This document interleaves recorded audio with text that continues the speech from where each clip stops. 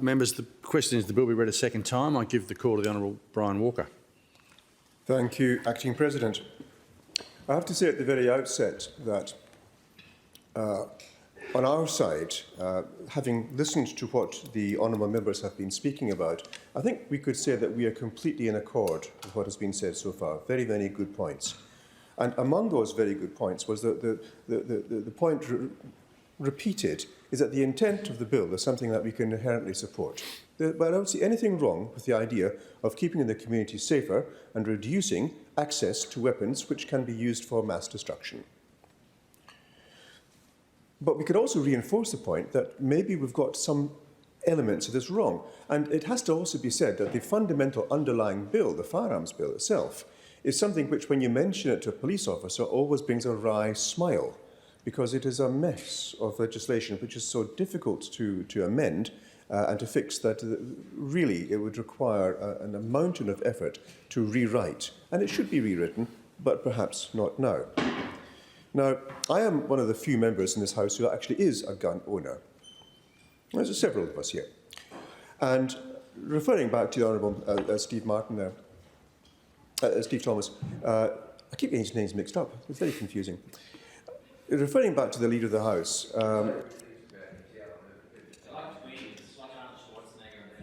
they are indeed. But the comments made that, to my speech yesterday regarding not killing animals, it's something I have done, of course. And, for example, there's evidently need to remove foxes on land. There's absolutely not a problem at all.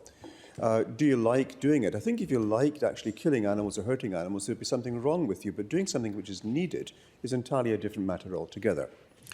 Now, I have to bear in mind my background. I was born during the Malayan emergency in Malaya. And my earliest memories are actually of going into the house and seeing weapons way above my head, stacked against the table as the soldiers and the planters came in for their tea or their lunch as they went out, basically defending us, and rightly so too, because my father was one of the victims of that emergency, his side being ripped out by a shotgun blast. Survived, his manager didn't. And so guns, weapons of all kinds, being part of a terrorist campaign is part of my genetic makeup. I've been there. I've seen how guns can be used to cause destruction and also how to save lives. I'm not nearly as experienced as others. I have a very inglorious career in the Territorial Army in the UK, but I did learn very effectively how to kill humans using the 7.62 SLR. And indeed, the GPMG, I was occasionally involved in having to cart that heavy machine gun around and know how to use it. And the targets, of course, were always, they weren't living targets, but they're always simulated human targets. So we had this point of view, if you have served at all, you are trained to actually end human life.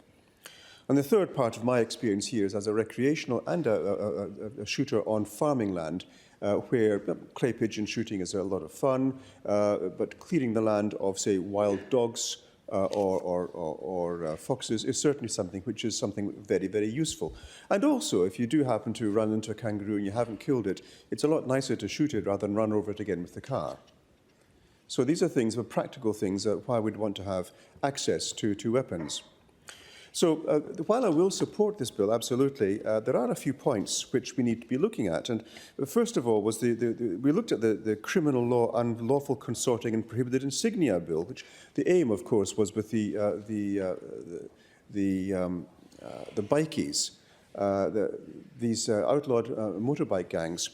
And I think it's fair to say that our legislation currently has quite enough power at its disposal to deal with these events, rather than actually amending further the Firearms Bill. These are very specific laws, and I would expect that the police would be very able to use very sensible laws to keep us safe in the community. And the Minister said, in fact, that outlawed motorcycle gangs and firearms are synonymous, but the recreational shooters are not actually outlawed motorcycle gangs. The bill will certainly target the criminals, but the promise of the impact on those who are legal, authorised firearm owners, manufacturers and repairers is present. And this is maybe an unintended consequence which needs to be addressed. And it might be possible that we have a closer look at the ramifications of a law which is being put through and needs to be addressed and amended. Now, I was also brought up in a household which said that if you can't say anything good about something, don't say it at all. And so I will point out that there are aspects of this bill which I thoroughly approve of. And I think the amnesty is one eminently admirable part of that bill.